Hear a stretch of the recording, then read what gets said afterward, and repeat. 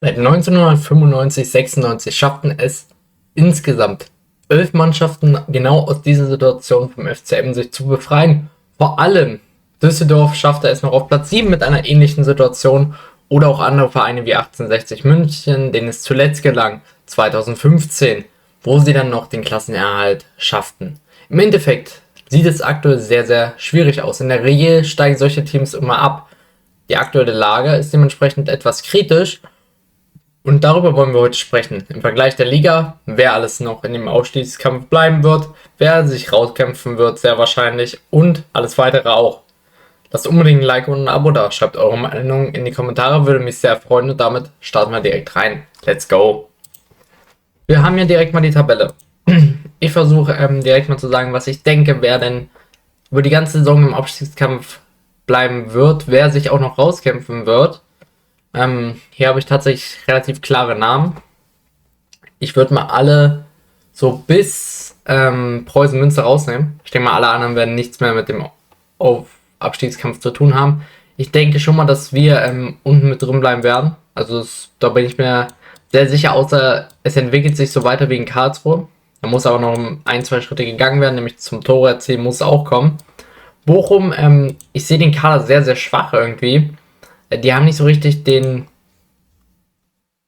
geilen Abstiegskader, den eigentlich viele Teams haben, dass du dann sagen kannst, okay, es ist jetzt gar nicht so schlimm, wenn wir jetzt nur mal so entspannt 1, 2 Jahre rumwarten da in der zweiten Bundesliga. Die haben mit Timo Horn eigentlich einen grundsätzlich sehr soliden Torhüter.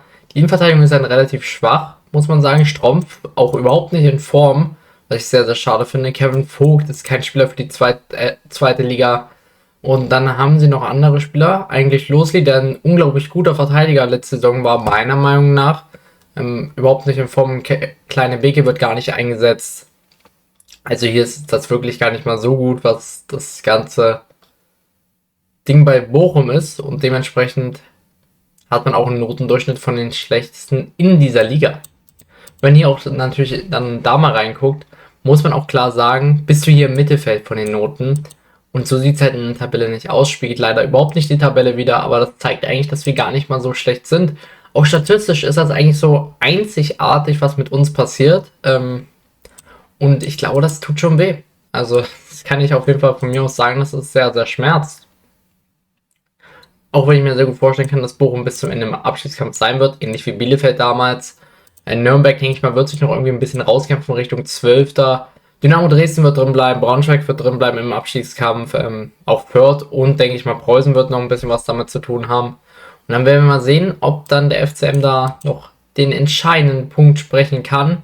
Eins muss man natürlich sagen, die Hoffnung steht, und ich denke mal schon, dass man eine gewisse Qualität im Kader hat. Wenn vor allem dann noch die Stürmer endlich in Magdeburg ankommen, sieht das eigentlich ganz gut aus, wenn dann auch mal wieder Tore fallen. Das ist mein großer Wunsch. Ich hoffe, der erfüllt sich dann auch irgendwie. Und dann sehen wir schon bald, was passiert in Magdeburg und ob sich das ganze Ding nochmal dreht. Im Endeffekt könnte man Glück haben und schon am Samstag 17. sein, wenn Kaiserslautern mitspielt. Aber das ist auch schon wieder so eine Sache. Bochum ist aktuell absolut nicht gut. Also das muss man ganz ehrlich sagen. Wenn man natürlich den aktuellen Vergleich sieht, nur vom Spielerischen ist das jetzt meiner Meinung nach, oder von denen, wie nah man eigentlich dran ist an weiteren Punkten, sich Bochum aktuell überhaupt nicht nah. Nürnberg hat leider komplett die Klatsche gekriegt, aber die spielen eigentlich guten Fußball. Dresden immer wieder mit einem guten Spiel dabei. Braunschweig aktuell komplett Fressbrett.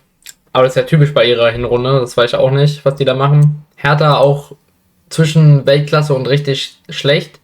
Fürth aktuell komplett Fressbrett. Und auch Preußen Münster kriegt aktuell ein bisschen auf den Sack wieder. Also das ist wirklich sehr, sehr wunderbehaftet, was bei denen immer abgeht. Und deswegen aktuell sehe ich uns so von den Teams hier, die unten im Keller sind, was spielerisch an den nächsten Punkten dran ist, uns mit am nächsten mit Nürnberg. Und deswegen hoffe ich, dass das auch so passiert. Wie gesagt, in der X-Points-Tabelle, natürlich, das sind alles nur Statistiken, das ist natürlich alles nicht der Ist-Zustand, aber trotzdem kann man sich das so relativ schön reden, wäre man 9. Nach verdienten Punkten. Aber wie gesagt, muss seine Tore schießen, und das sollte auch klar sein.